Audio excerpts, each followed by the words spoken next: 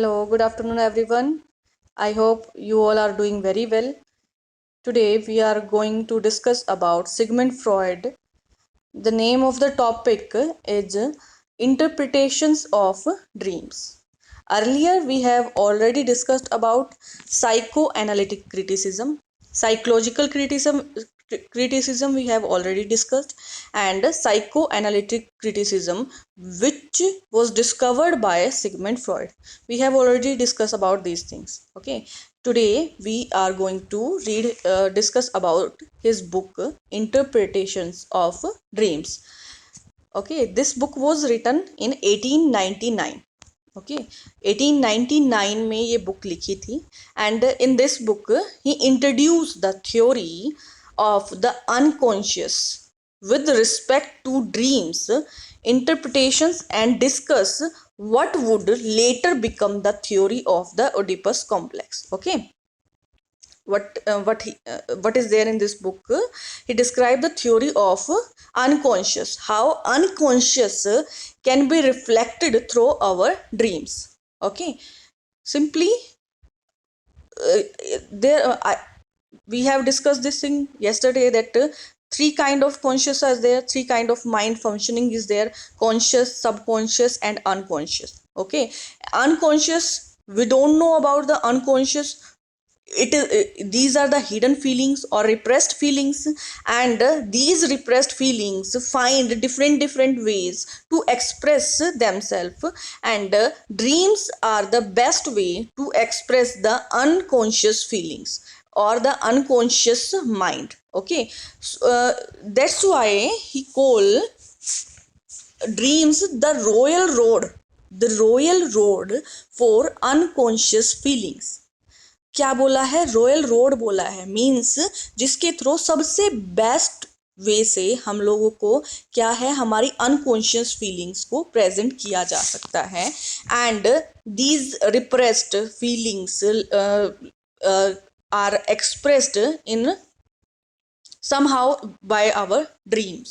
Okay, this theory was given by him through this book which we are going to discuss today. ठीक है, interpretations of dreams मतलब he present through a scientific manner or by different examples ki how our dreams work, how we get dreams, and what we can conclude, and how we can find out the hidden meaning of those dreams. Okay, this is the whole concept of this book. Means इस book में simply उन्होंने scientific way से या अपने जो उन्होंने क्या कहा है, अगर हम लोग if we want to understand our unconscious mind, so we have to understand our dreams.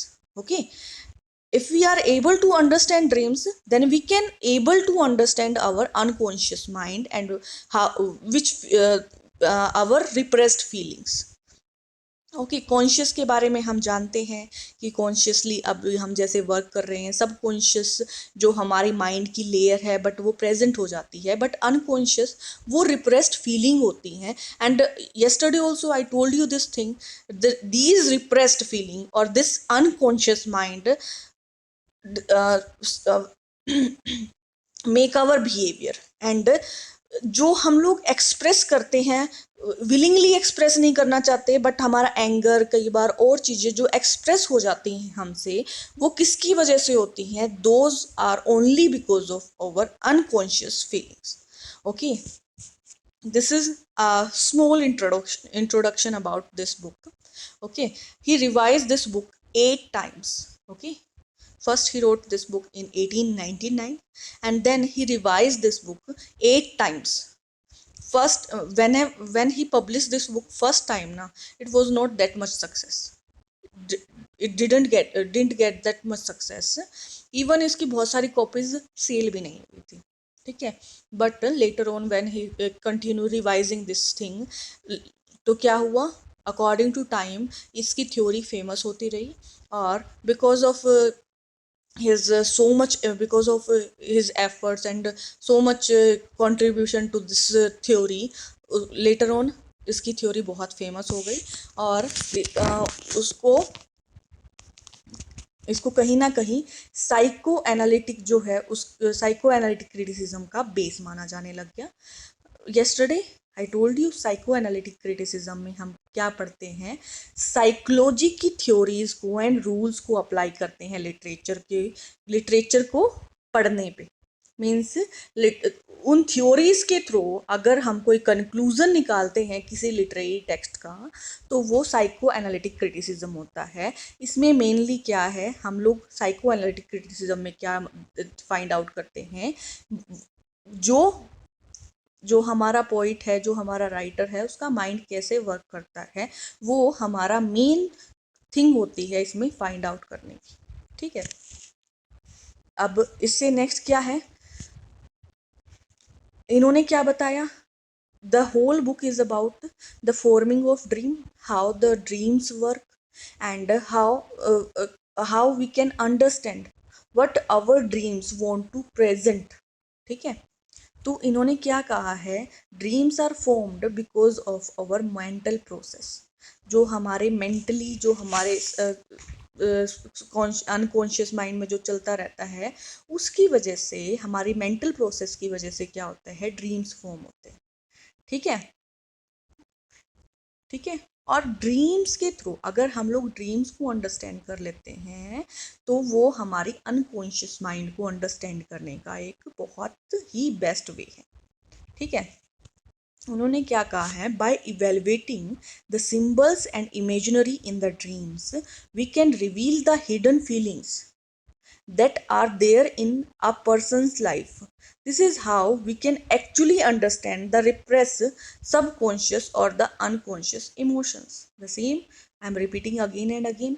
क्या है, ड्रीम्स के थ्रू हमारी रिवील होती है, जो सिंबल्स और इमेजिनरी हमें ड्रीम्स के अंदर दिखाई देती है, उसके थ्रू हमारी हिडन फीलिंग्स रिवील होती हैं, जो कहीं ना कहीं हमें भी नहीं पता होती, बट वो ड्रीम्स के थ्रू निकलती हैं। ड्रीम्स के थ्रू क्यों निकलती हैं, क्या होता है, हम लोग बहुत टाइम अपना एग्रेशन या हमारी जो फीलिंग्स होती हैं वो सबके सामने एक्सप्रेस नहीं कर पाते, उनको हम छुपा लेते।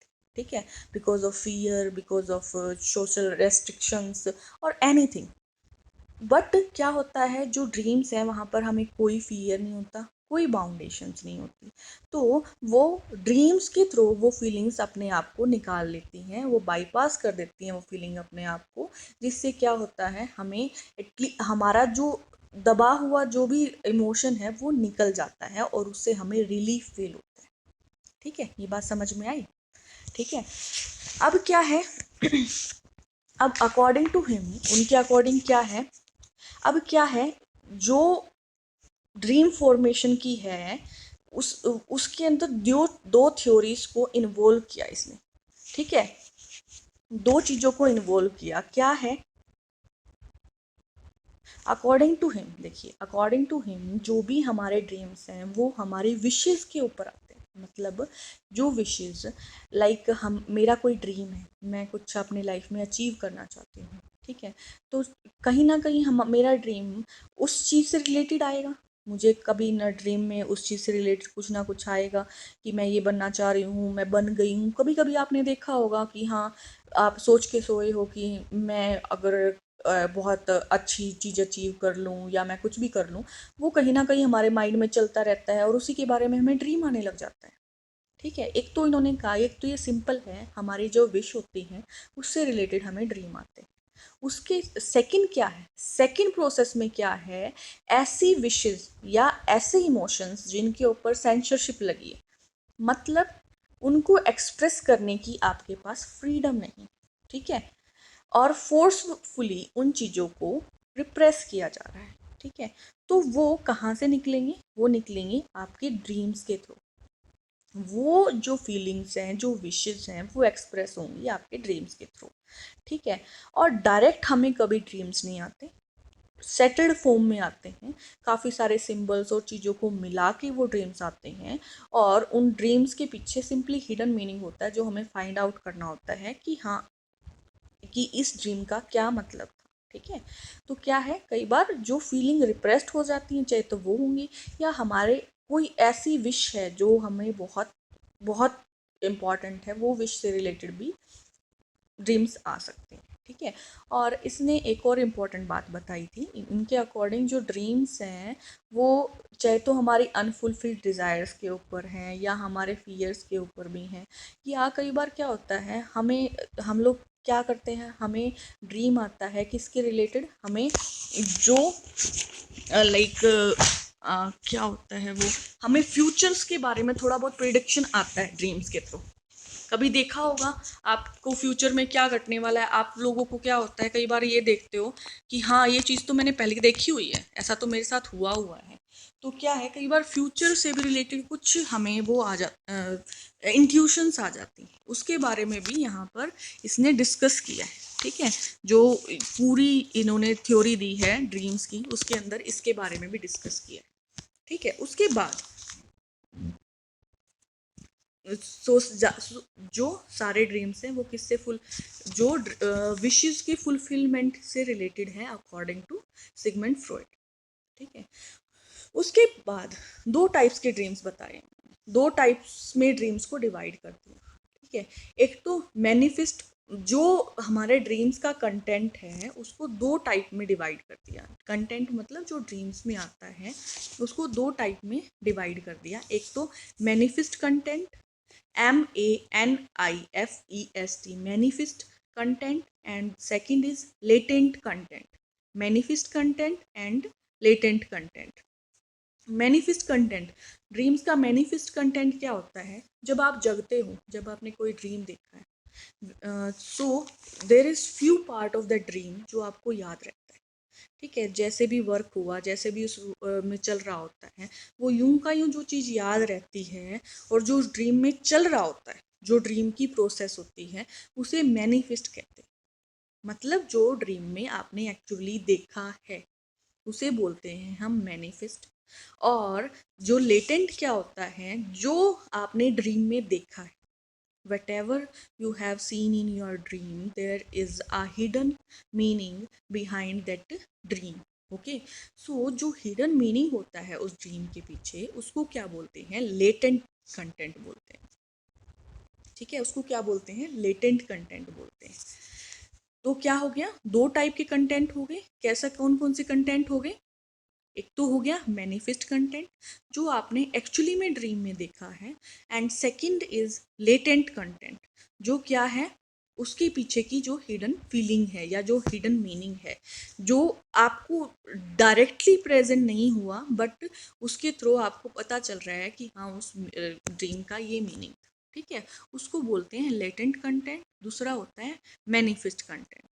ठीक है, ये यहाँ तक समझ में आया।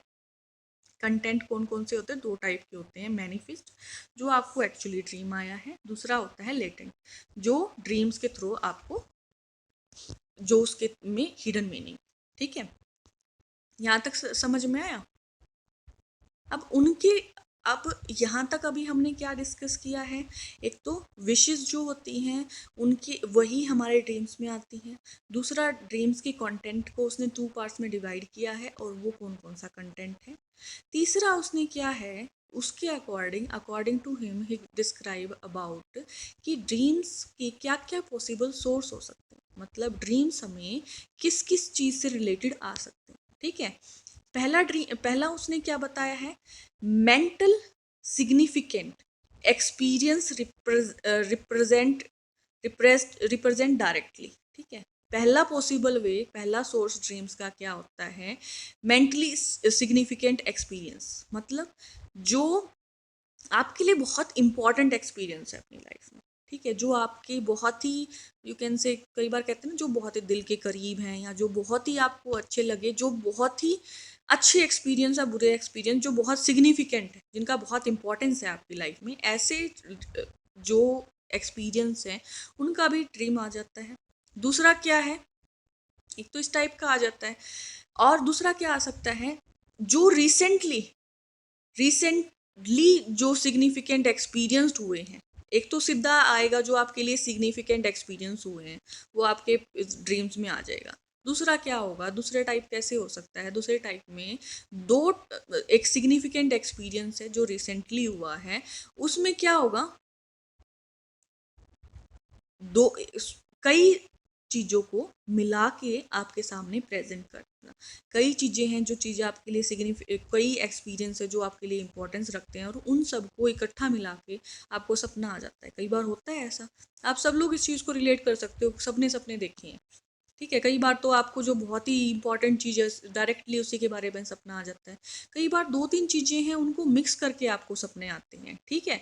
और क्या होता है इसके अलावा क्या होता है, जो कई बार ऐसे एक्सपीरियंस्ड हैं जो कहीं ना कहीं आप आ, उम, उम, मतलब कुछ सिग्निफिकेंट है, ठीक है।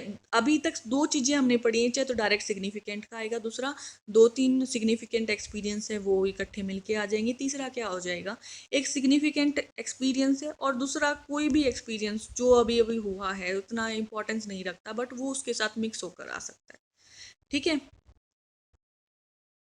ये हो सकता है। तीसरा क्या होगा, कोई भी आपको पर्सनल जो भी मतलब आप एक्सप्रेस नहीं कर पाए हो उससे रिलेटेड कोई मेमोरी आपके माइंड में आ सकती है, ठीक है। इस टाइप के 4 टाइप से अलग अलग टाइप के क्या हो सकते हैं, ड्रीम्स में आपको प्रेजेंट हो सकती हैं चीज़ें, ठीक है।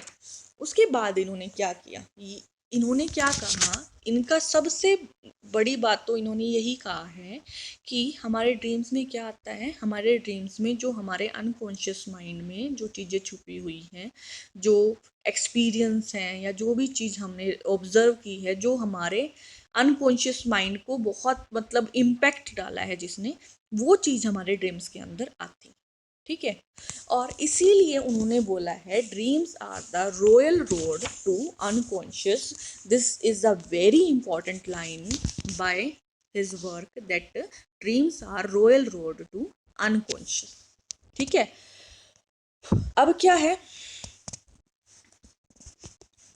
वही सेम बात है, रिप्रेस्ड फीलिंग्स हैं, वही चीज़ें आती हैं, क्यों आती हैं, क्योंकि वो आप वैसे प्रेजेंट नहीं कर पाते बट ड्रीम्स के थ्रू आती हैं, और ड्रीम्स कहते आते हैं, ड्रीम्स कोड रूप में आते हैं, कोड एज अ कोड आते हैं, मतलब डिफरेंट डिफरेंट इमेजिनरी होती हैं, डिफरेंट सिंबल्स होते हैं जो आपस में कनेक्ट होके एक काइंड का कोड बना लेते हैं, और उसको समझने से आपको क्या हो जाएगा, आप अपने अनकॉन्शियस माइंड को समझ पाओगे, ठीक है। यहाँ तक समझ में आ गया। आज इतना डिस्कस करो। अभी आज का हमने क्या क्या ड्रीम डिस्कस किया है। फर्स्ट ऑफ ऑल हम डिस्कस किया है कि ये बुक कब प्रेजेंट की थी उसने, और इस बुक में मेनली है क्या।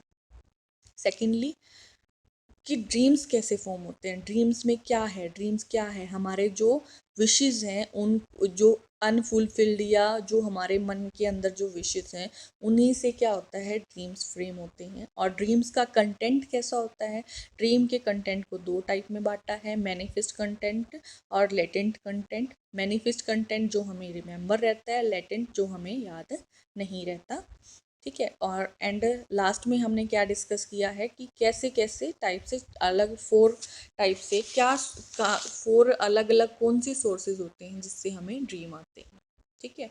एंड कैसे जो ड्रीम्स हैं हमें अपने अनकॉन्शियस माइंड को समझने में ज़्यादा हेल्प करते हैं। दिस इज़ ऑल अबाउट जो आज हमने डिस्कस किया है।